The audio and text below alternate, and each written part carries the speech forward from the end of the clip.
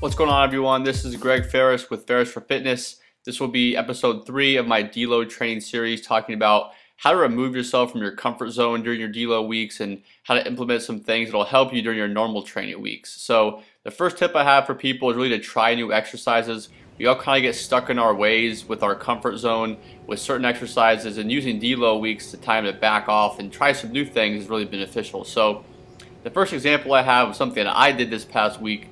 These are called chest supported incline dumbbell rows. I originally did these back a year and a half ago when I first ran Lane Norton's fat routine, and really liked these movements.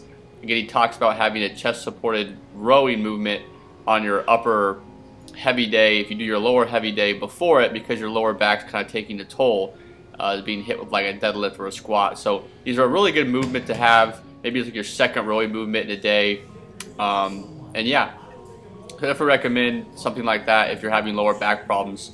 And the second one I saw, this one from Alberto Nunez. I'll try to post a video on the screen somewhere.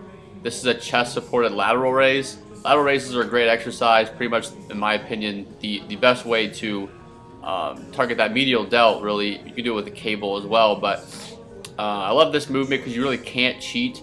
Again, these are only 15 pounds, and again, it's a new exercise for me, so I wasn't going to be super strong on it, but I stuck with that 10 to 15 rep range. This is an isolation movement, and it really helped me feel my medial delts here. I usually don't have a problem with it, but again, I wanted to try something out. This will probably be something I put in my routine. And then my last new movement, I think this is my last new movement I kind of worked on this week, were some pause squats. So again, I used a good time to use a movement like this. It's only 190 pounds, I did a couple of sets of 3. So these definitely are going to be taxing. And again, this could be something I actually put in my program as a way to progress. Same thing with lateral raises and this chest supported rows. So like I said, guys, don't be afraid to try different stuff. Not necessarily just during a deload week, but just whenever. Don't get so stuck in your favorite 2 or 3 exercises. You have to find a balance between not having too many exercises and kind of having, not sticking to just a few. You kind of, in a sense, you never know what you're missing.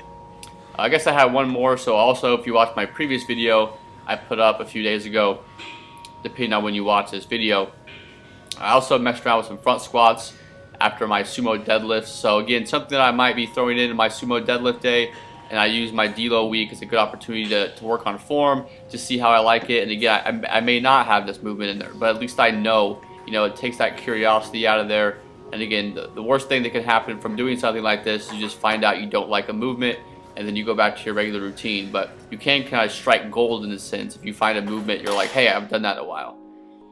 And my second part of this video I want to talk about is to use the time to focus on your neglected body parts. So I just have a few clips here. I don't do a lot of arm work, so this week I really used the time to hit arms a little bit higher. Nothing crazy, but again, I'm not doing the heavy pressing, the heavy squatting and deadlifting, things like that. So I can use this time to really hit arms hard. I did some newer movements there, a little bit higher volume than typically, just to have some time in the gym and still train and have fun and whatnot. Again, and doing something like arms for me is obviously a weak point, and it's also kind of a neglected body part for me, because I feel like there's better time spent with heavy stuff that I think will be better for growth. But also doing something like this, or even maybe for weak points, calves, hitting calves really hard on that deload week, just because stuff like that, stuff like push downs and curls and stuff, isn't going to drain you so much. So it's not going to be like it's going to affect your recovery from your deload workout, which is really the point. So that's the end of the series, guys. Hopefully these 4 tips I gave you guys were helpful. Again, if you have any questions, feel free to ask. And until then, take care.